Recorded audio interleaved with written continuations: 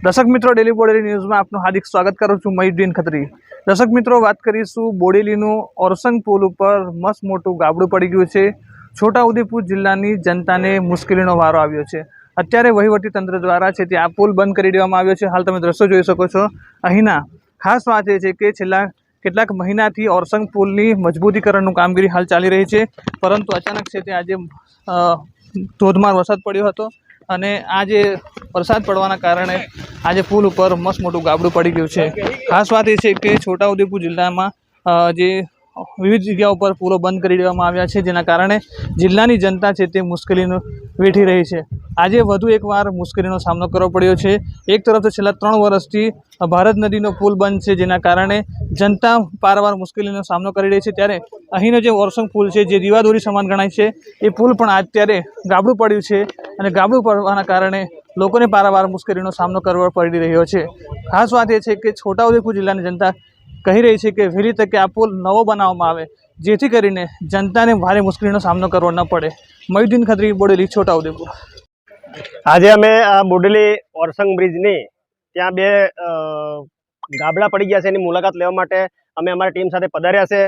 અમે સરકારને એ કહેવા માંગીએ છીએ કે જે 100 વર્ષનો ડોસો હોય એને તમે ગમે એવું ઘી ખવડાવો એ ડોસો ફરી પાછો જીવિત થવાનો નથી, એવી આ ઓરસંગના બ્રિજની હાલત છે।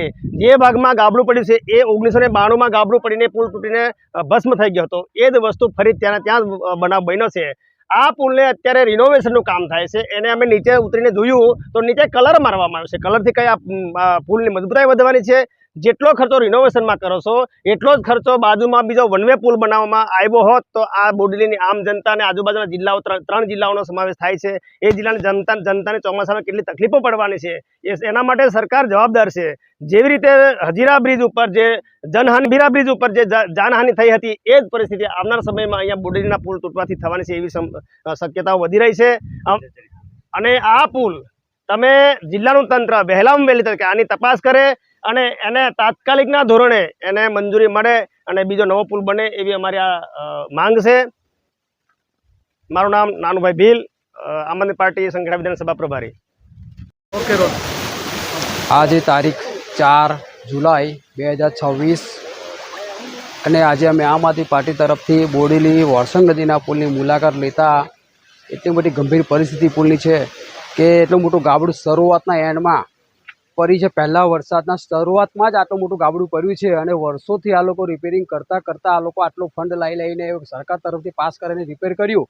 ડામર ઉખેડીને ઓરિજિનલ આરસીસી રોડ ઉપર એક રહ્યા છે, તો અત્યારથી ડામરના મોટા ગાબડા પડેલા હતા, અત્યારે ગાબડા કાઢી નાખ્યા। તો શરૂઆતમાં તેમને આ ગાબડા કાઢ્યા તો પરિસ્થિતિ લોકોના ગાડીના મેન્ટેનન્સની પોતાની પરિસ્થિતિ જે નબળી પડી છે, તો આના કારણે નબળી પડી છે।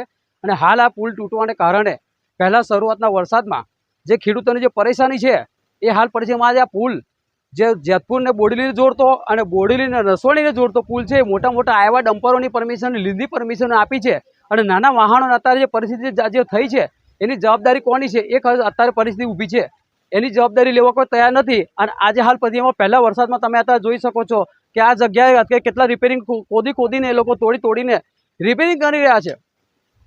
તો એ રિપેરિંગમાં આજે નાના ખાબડા પોડીને કે આની આયુષ્ય થોડું વધવાનું છે। આજે માણસે વેન્ટિલેટર પર વેન્ટિલેટર પર રાખીને આ લોકો પુલને જીવડાવી રહ્યા છે।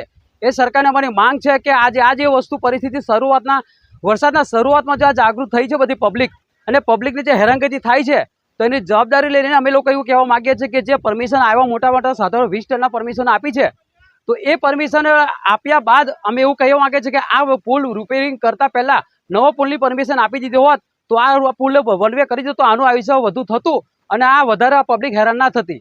આમ આદમી પાર્ટી સામાજિક કાર્યકર્તા।